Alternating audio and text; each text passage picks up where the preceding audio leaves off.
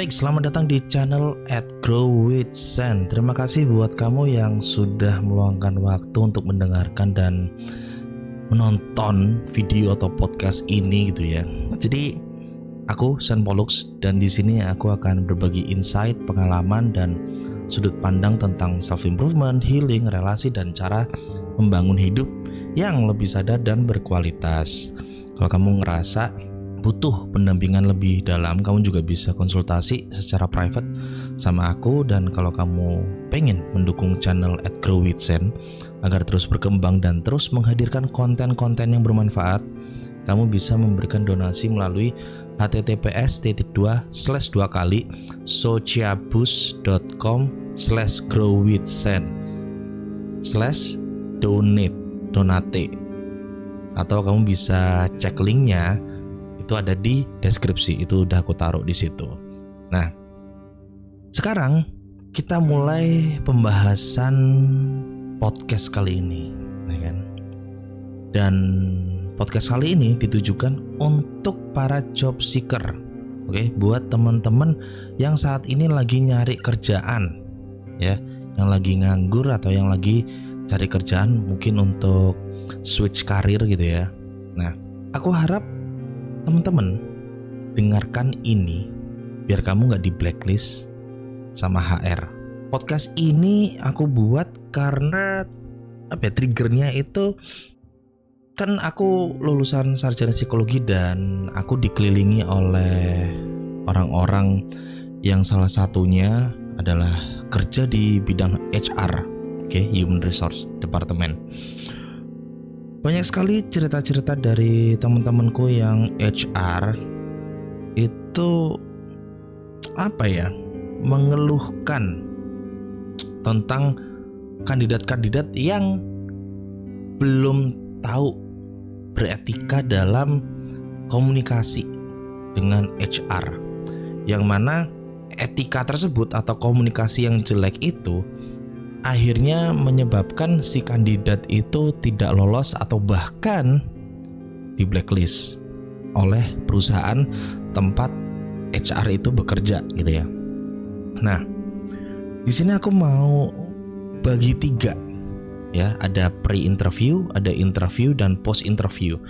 Jadi buat teman-teman yang saat ini lagi nyari kerja atau lagi nganggur gitu ya, dengarkan ini baik-baik karena sebenarnya materi ini itu pingin aku bagikan di seminar atau workshop. Tapi istriku mengingatkan bahwa ya orang yang nganggur, orang yang lagi cari kerja itu tidak ada uangnya. Mereka tidak mampu untuk bayar seminar atau workshop. Bener juga sih, kata istriku ya. Akhirnya aku memutuskan untuk menggratiskan. Dan ingat, jangan mentang-mentang gratis kamu langsung tidak mendengarkan materi yang aku bagikan ini. Karena manusia ya, kebanyakan manusia kecenderungannya ketika dapat gratis itu nggak dipraktekin, lebih menganggap remeh. Aku pun juga kenapa lebih tertarik bikin seminar dan workshop berbayar, karena ketika orang itu bayar itu ada komitmen gitu loh. Mereka mempraktekkan apa yang akan dijelaskan, apa yang dipraktekkan di seminar atau workshop. Nah, ini karena gratis, aku berharap kamu dengerin baik-baik dan kamu praktekkan. Kita bahas dulu di bagian pre-interview. Sebelum kamu melakukan interview. Kamu lagi cari-cari kerja gitu ya, entah di LinkedIn, di Facebook, di Instagram atau di platform lainnya gitu ya. Apalagi Indeed atau apapun itu. Dan ada beberapa orang yang cari kerja pun juga dapat kenalan atau dapat kontak dari HR ya. Contoh misalnya dari LinkedIn gitu ya. Kan orang asing bisa DM ke HR tuh ya kan. Nah, kebanyakan orang yang DM ke HR ketika bertanya tentang loker gitu ya, tanya lowongan kerja ke HR, atau mungkin ya lewat chat atau lewat email gitu ya, cara nanyanya itu gak beretika, gak ada attitude. Aku pribadi paling sebel kalau misalnya ada kandidat atau orang yang lagi butuh kerjaan, dia chat atau email itu dengan P, ada loker nggak? P ada loker nggak? Dari cara kamu nanya aja attitude kamu itu jelek gitu loh. Ini kalau misalnya kamu nanyanya kayak gitu ya. Jadi buat teman-teman yang lagi dengerin ini, terus ketika lagi chat atau email ke HR, jangan kayak P ada loker nggak, atau langsung ada loker nggak gitu. Jadi nggak ada kata-kata kayak selamat siang, selamat pagi, selamat malam, Bapak, Ibu, HR, perusahaan ABC gitu ya. Apakah ada lowongan pekerjaan di perusahaan Anda? Saya bagian ini, skill saya ini gitu loh. Jadi kamu memperkenalkan diri dengan baik. Skill kamu apa? Terus kamu ya juga nanya gitu loh. Kamu nanya ada posisi nggak yang kosong gitu, terkait yang selaras dengan skill kamu gitu. Jangan nanya kayak P ada loker nggak? Apa itu? Itu apa? Ketika kamu chat atau email kayak gitu, udah aku pastiin kamu nggak bakal diterima. Oke? Sudah pasti. Karena gini loh, kamu aja membuat seseorang tertarik sama kamu aja susah gitu. Kamu kalau misalnya lagi PDKT gitu ya, oke, pakaian bagus, sikapnya disopan-sopanin, baik hati. Tapi ketika kamu lagi nyari kerjaan, kamu nanya ke HR ada lowongan apa enggak, kamu nggak bisa, tidak seindah itu gitu loh. Kenapa ketika pas kamu PDKT kamu niat, tapi pas nyari kerjaan itu kayak main-main itu aneh. Oke? Karena gini loh, ketika kamu nyari kerjaan itu sama kayak kamu nyari pasangan kamu. Oke? Nyari jodoh kamu. Kalau misalnya kamu lagi suka sama seseorang gitu ya, kamu berpenampilan baik, indah, enak dilihat, terus tutur katanya sopan, rapi, terus habis itu attitude-nya bagus. Kenapa itu tidak dilakukan waktu kamu nyari kerja atau nanya loker ke HR? Kayak komunikasinya tuh jelek gitu. P ada loker apa coba? Oke? Jadi please, di pre-interview ini, di tahap pre-interview atau kamu lagi nyari gitu ya, terutama kamu udah dapat kontak HR, mungkin kamu dapat akunnya, kamu dapat nomor HP-nya si HR itu, please tanya yang baik gitu loh, tanya yang sopan. Selamat pagi, selamat siang, Bapak Ibu HR dari perusahaan bla bla bla bla. Apakah ada pekerjaan atau adakah lowongan di posisi ini? Keahlian saya adalah ini gitu loh. Intinya perkenalkan diri kamu. Oke? Sebut nama kamu, skill kamu apa, lulusannya apa. Tanya posisinya yang kamu ahli di situ tuh ada apa enggak gitu loh. Jangan kayak gitu, nanya jangan kayak P, ada loker enggak? Kayak nggak sekolah gitu loh. Oke? Ini kita bahas di pre-interview. Sekarang kita masuk ke fase interview ya, tahap keduanya yaitu interview. Oke, kamu di pre-interview kamu udah sopan, kamu udah ngelamar gitu ya, udah sopan nanya lowongan kerja dan intinya HR itu tertarik sama kamu gitu. Terus ketika interview pakai pakaian yang sopan. Oke? Pakai pakaian yang sopan, rambutnya rapi, bersih, jangan compang-camping, jangan kaosan. Ada orang yang interview pakai kaos, sepatunya sepatu sneaker gitu, yang ada warna putihnya gitu. Minimal tuh yang warna hitam lah gitu, sneaker tapi yang full hitam gitu nggak apa-apa lah. Lebih bagus lagi kalau kamu pakai pantofel, pakai celana bahan, pakai celana jeans boleh, tapi yang warna hitam. Intinya yang tidak mengganggu pemandangan itu, yang enak dilihat gitu loh. Oke, sekali lagi analoginya itu kayak kamu lagi PDKT. Kamu ingin mendapatkan hatinya si HR, human resource. Oke. Kalau misalnya ketika kamu PDKT sama gebetan kamu aja kamu tampil menarik, tampil rapi, tampil wangi, kenapa di HR enggak?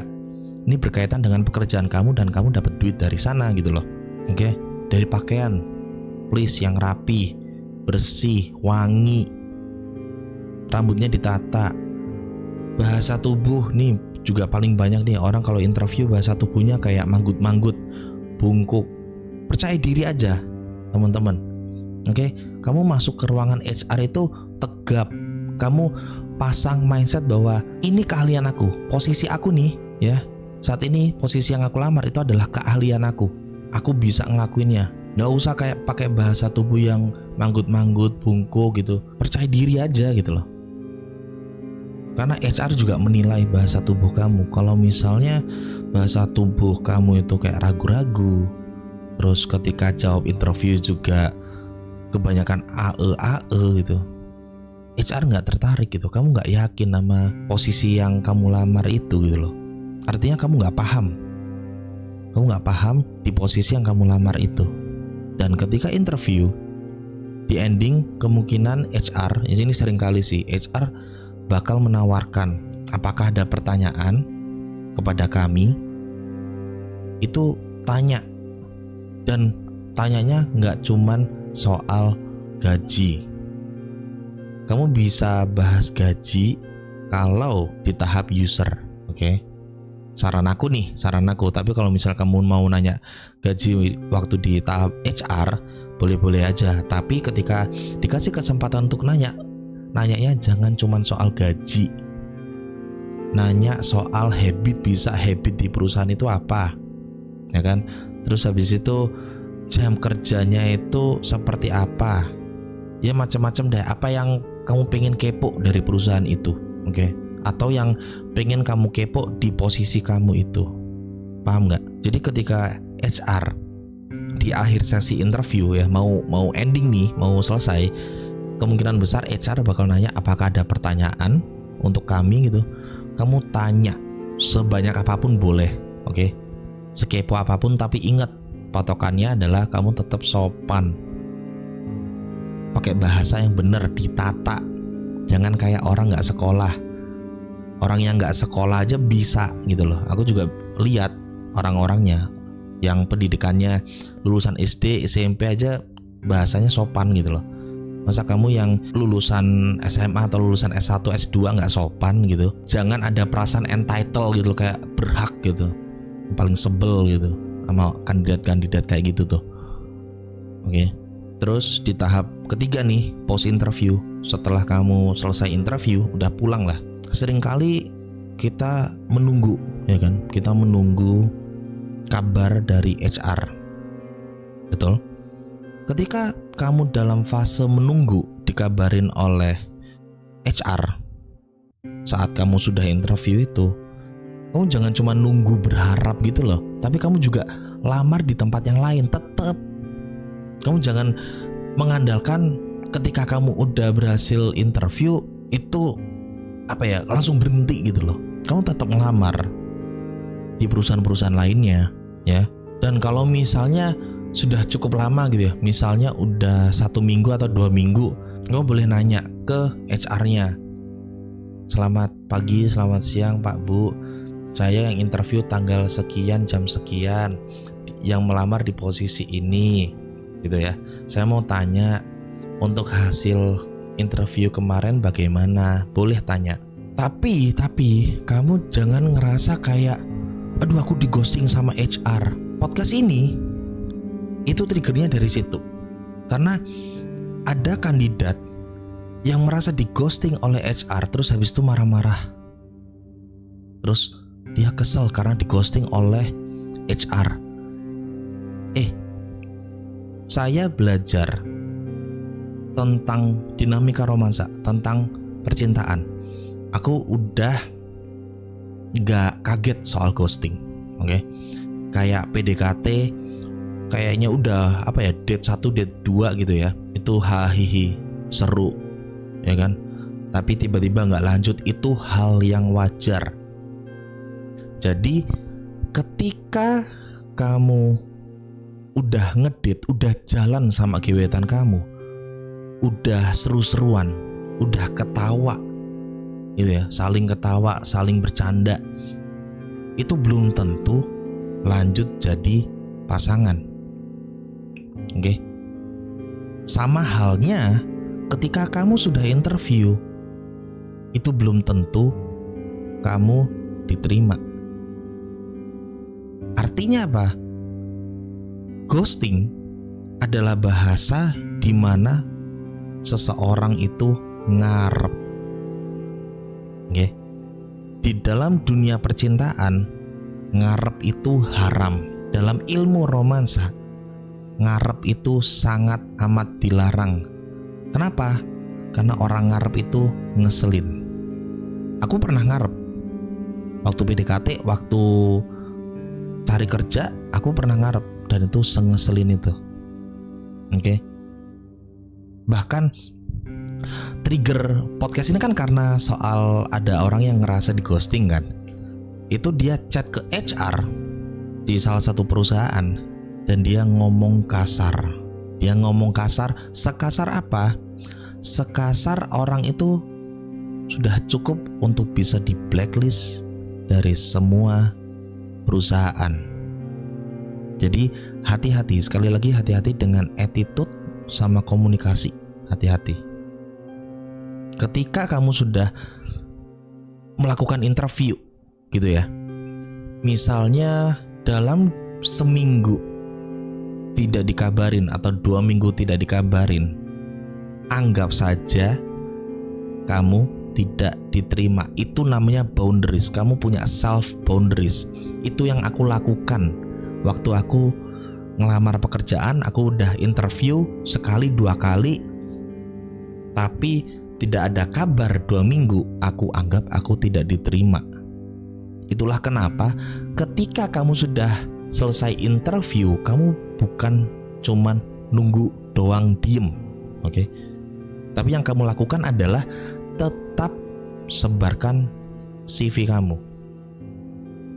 Tetap sebarkan lamaran kerja ke perusahaan-perusahaan lain.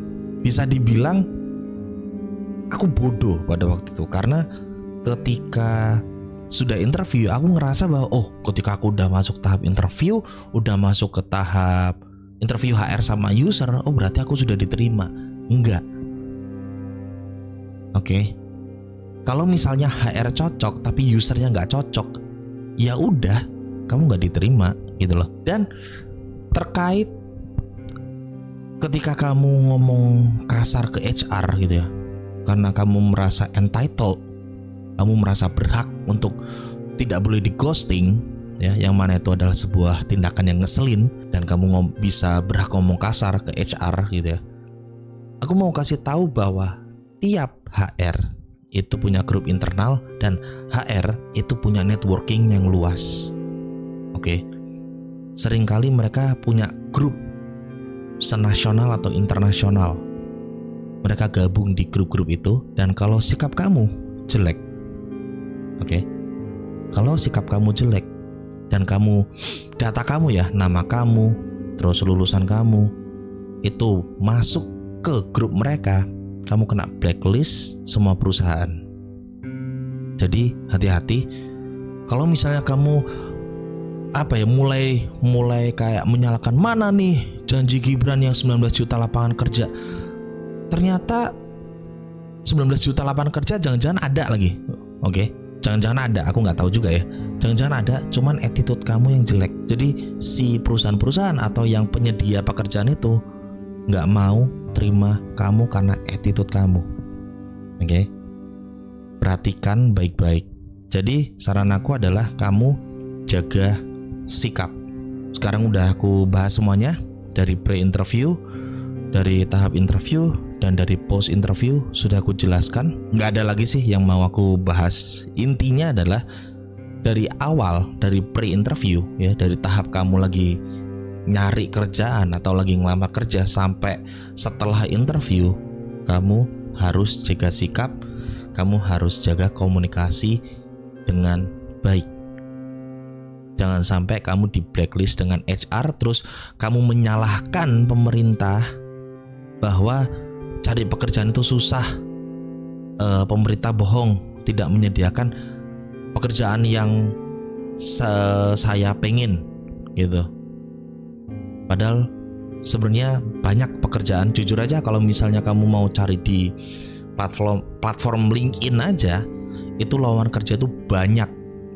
Oke, banyak banget. Tapi kenapa banyak orang yang masih nganggur? Bisa jadi karena attitude. Oke, jadi jaga sikap kalian. Kalau misalnya kamu pengen dapat kerja, kalau misalnya kamu pengen dapat uang, nggak cuma kerja doang, kayak kerja kantoran bukan, tapi juga ketika kamu melakukan usaha ya atau bisnis, itu juga kamu perlu jaga sikap. Jadi segitu aja itu pembahasan kita hari ini.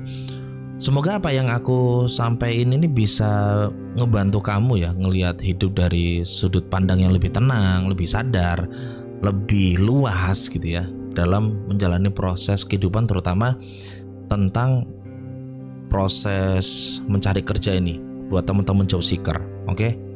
Dan aku pribadi minta maaf kalau ada kata-kata atau kalimat yang mungkin kurang berkenan selama penyampaian video ini, podcast ini.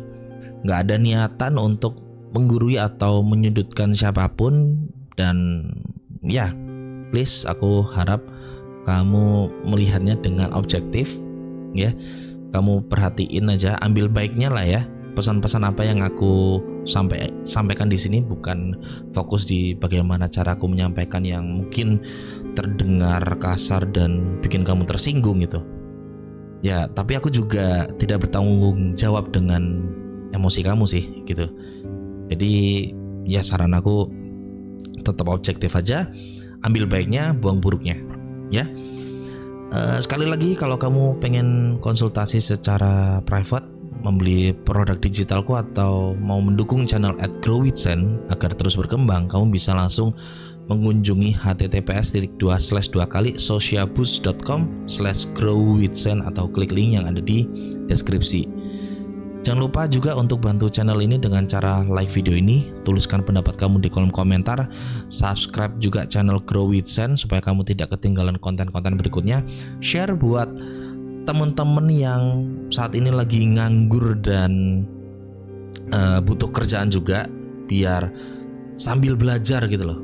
Karena gini, video ini juga bentuk kepedulian aku buat teman-teman yang saat ini kesusahan cari kerja gitu loh. Dan ini adalah bentuk aku untuk mensupport kamu biar kamu itu nggak di blacklist oleh perusahaan, biar nggak di blacklist oleh HR ya. Harusnya sih kayak gini-gini tuh nggak perlu diajarin sih sebenarnya ya. Kalau misalnya ya, tapi background orang beda-beda ya, pengalaman orang beda-beda, jadi mungkin memang harus tetap diajarin juga sih gitu. Jadi aku Sen Poluk, sampai bertemu di podcast selanjutnya. Bye bye.